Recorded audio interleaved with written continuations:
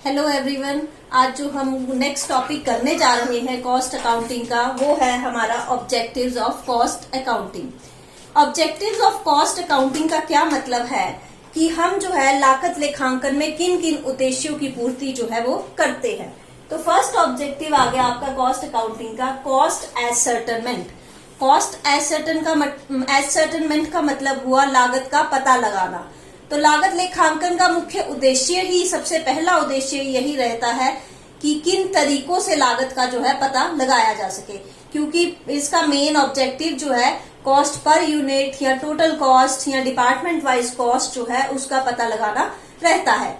जब हम जो है जिन जिन तरीकों का यूज करके जो है कॉस्ट का पता लगाते हैं, वो सारे तरीके, वो सारी टेक्निक्स जो है कॉस्ट अकाउंटिंग में शामिल की जाती हैं।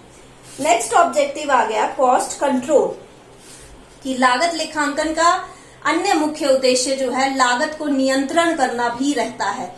लागत को नियंत्रण करने का अर्थ है कि लागत जो श्रम लागत है या कच्चा माल खरीदा जा रहा है, रॉ मटेरियल खरीदा जा रहा है, लेबर लगाई जा रही है, ओवरहेड्स किए जा रहे हैं, उसको कैसे कंट्रोल किया जा सके, क्योंकि जब तक एक्सपेंसेस को कंट्रोल नहीं किया जा सकेगा हम अपने प्रोडक्शन को जो है मार्केट में नहीं बेच पाएंगे। इस टाइम के कॉम्पिटिटिव इन्वायरमेंट में, जो बिजनेस में कॉम्पिटिटिव इन्वायरमेंट चल रहा है, उसमें हमें अपना प्रोडक्ट कम से कम कॉस्ट पे जो है, सेलिंग प्राइस पे जो है बेचना पड़ता है। सेलिंग प्राइस कम कब होगा? जब हमारी कॉस्ट जो है वो कम आएगी। कॉस्ट कम होने से हमारी प्रॉफिटेबिलिटी भी सही रहेगी, इंक्रीज करेगी, और बिजनेस कंसर्न की एफिशिएंसी है वो भी इंक्रीज जो है करेगी।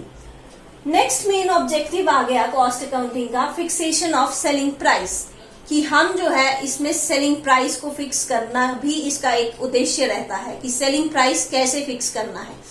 सेलिंग प्राइस फिक्स करने का मतलब, जब हमें कॉस्ट अकाउंटिंग के थ्रू कॉस्ट का पता चल जाएगा, फिर हम उसमें जो है अपने अकॉर्डिंगली की मार्केट के अकॉर्डिंगली कितने % हमें प्रॉफिट चाहिए वो ऐड कर देंगे, तो ऑब्वियस है हमारे पास जो है सेलिंग प्राइस आ जाएगा। सेलिंग प्राइस फिक्स करने के लिए हमें कॉस्ट का होना, हमारे पास कॉस्ट की लागत का पता होना जो है वो जरूरी रहता है। जब तक हमें लागत ही पता नहीं होगी हम सेलिंग प्राइस जो है फिक्स नहीं कर पाएंगे। कॉस्ट प्राइस, उसमें हम एस्टिमेटेड प्रॉफिट, ये जो कॉस्ट प्राइस भी निकाली जाती है ये भी एस्टिमेटेड रहती है। एस्टिमेटेड कॉस्ट प्राइस के साथ एस्टिमेटेड प्रॉफिट जोड़ा जाता है और उससे हमारे पास जो है सेलिंग प्राइस आ जाता है। नेक्स्ट ऑब्जेक्टिव आ गया हमारा एसेटलमेंट ऑफ प्रॉफिटेबिलिटी, कि प्रॉफिट को भी जानना जो है कॉस्ट अकाउंटिंग का एक मेन उद्देश्य रहता है। और प्रॉफिट को जो है हम कैसे जान सकते हैं कि हम मार्केट में दूसरी फर्म के साथ कंपेयर करके देख सकते हैं कि वो उसका प्रॉफिट कितना हो रहा है, हमारा कितना हो रहा है, हमारी कॉस्ट कितनी पड़ रही है, हमें रॉ मटेरियल कितना पड़ रहा है, हमें लेबर कितने की पड़ रही है। इस तरह खर्चों का कंपेयर करके जो है हम, या फिर अपने ही फर्म के पुराने पास्ट प्रॉफिट्स को देखते हुए जो है हम प्रॉफिट का एस्टिमेट जो है लगा सकते हैं। नेक्स्ट ऑब्जेक्टिव आ गया cost accounting provides a base for setting business policies, कि जो कॉस्ट अकाउंटिंग है एक तरह से वो ट्रू पिक्चर प्रेजेंट करती है किसी भी बिजनेस कंसर्न की। फाइनेंशियल अकाउंटिंग में थोड़े प्रोविजंस ऐड होते हैं तो वो एग्जैक्ट जो है पिक्चर प्रेजेंट नहीं कर पाते हैं फाइनेंशियल अकाउंटिंग। कॉस्ट अकाउंटिंग के थ्रू जो है हमें एग्जैक्ट पिक्चर का पता चलता है, जिन कारणों से जो है हमें जब एग्जैक्ट जब पॉलिसी फ्रेम करनी हो तो एग्जैक्ट हमारी क्या पोजीशन है, हमारे बिजनेस कंसर्न की क्या पोजीशन है, उसका पता होना जरूरी है। तो कॉस्ट अकाउंटिंग जो है बिजनेस पॉलिसीज बनाने में जो है हमारी हेल्प करता है। नेक्स्ट आ गया हमारा inter firm comparison. Inter firm comparison का मतलब होता है एक ही तरह के उद्योग में लगे हुई दो जो है फर्म्स, उनका आपस में कंपैरिजन। मान लो रेफ्रिजरेटर की बात कर रहे हैं तो सैमसंग और एलजी है हमारा, तो उनके हम इस डिपार्टमेंट रेफ्रिजरेटर डिपार्टमेंट का कंपेयर कर रहे हैं प्रॉफिट। तो कंपेयर करने से क्या होता है कि हम मार्केट में अन्य जो फर्में हैं उनके साथ जो है मैच करके चल सकते हैं कि अन्य फर्में कहीं कम कॉस्ट पे तो नहीं बना रही हैं, हमारा एक्स्ट्रा क्यों पड़ रहा है। इन चीजों का पता जो है तभी पता चलेगा जब हम जो है दूसरी फर्म्स के साथ जो है कंपेयर करेंगे।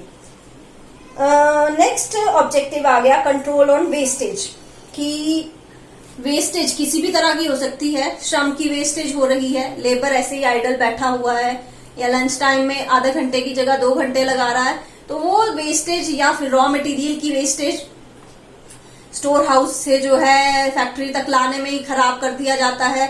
तो वो वेस्टेज को कम से कम करना भी कॉस्ट अकाउंटिंग का जो है एक मेन उद्देश्य रहता है, क्योंकि जब वेस्टेज कम होगी तो लागत भी जो है वो कम रहेगी। जब लागत कम होगी तो हमारा प्रोडक्ट जो है अच्छी प्रॉफिटेबिलिटी, अच्छी एफिशिएंसी के साथ मार्केट में आएगा। नेक्स्ट हमारा जो ऑब्जेक्टिव आ गया वो आ गया minimum capital in stocks. Stocks का मतलब होता है वेयर हाउस में भंडारण करके रखना, कि हमें रॉ मटेरियल एकदम से तो नहीं सप्लाई होगा, तो हमें कुछ ना कुछ स्टॉक में रखना पड़ता है ताकि हम वहां से लाएं, फैक्ट्री में प्रोडक्शन हमारा चलता रहे। वहां खत्म होने वाला है तो और ऑर्डर करके फिर से स्टॉक वेयर हाउस में लाएं, फिर वहां से फैक्ट्री में प्रोडक्शन में भेज दिया जाए। तो इस तरह से जो है हमें कोशिश करनी चाहिए कि हमारा कम से कम पैसा जो है वो स्टॉक में फंसा रहे।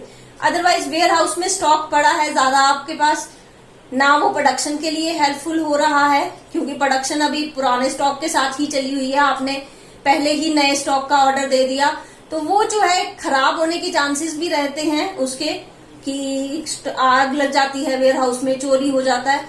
तो कोशिश ये की जाती है कि हम स्टॉक में कम से कम जो है वेयर हाउस में स्टॉक रखें, कम से कम इन्वेस्टमेंट जो है उसमें की जाए। तो इन सब चीजों में भी जो हमारा कॉस्ट अकाउंटिंग है वो हेल्पफुल रहता है, क्योंकि इसमें कई तरह की टेक्निक्स है जो हम पढ़ेंगे आगे, उसके थ्रू जो है हम इन टेक्निक्स का यूज करके जो है अपने स्टॉक लेवल को मिनिमम लेवल पे जो है वो बनाए रख सकते हैं।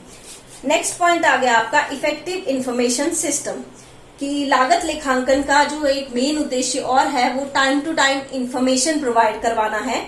और इंफॉर्मेशन इस तरह से प्रोवाइड करवाई जाती है जैसे चार्ट्स के थ्रू, ग्राफ्स के थ्रू, जिससे जो है हमारी इंफॉर्मेशन ज्यादा यूजफुल तरीके से जो है मैनेजमेंट तक पहुंचे। जब मैनेजमेंट तक सही तरीके से इंफॉर्मेशन टाइम टू टाइम पहुंचेगी तो वो सही टाइम पे जो है पॉलिसी फ्रेम कर पाएंगे। और लास्ट हमारा ऑब्जेक्टिव आ गया इंटरनल ऑडिट सिस्टम। लागत लेखांकन का जो एक और उद्देश्य है वो है आंतरिक लागत जो है उसका ऑडिट करना, उसको उस पर चेक रखना। तो फाइनेंशियल अकाउंटिंग और कॉस्ट अकाउंटिंग के डाटा को हम रिकाउंसिल करके, मैच करके जो है हम ये काम कर सकते हैं। तो ये थे आपके ऑब्जेक्टिव्स ऑफ कॉस्ट अकाउंटिंग। अगर इस टॉपिक में आपको किसी तरह की प्रॉब्लम आ रही है तो आप कमेंट सेक्शन में लिख दीजिए, मैं उसको फिर से क्लियर कर दूंगी। Thank you.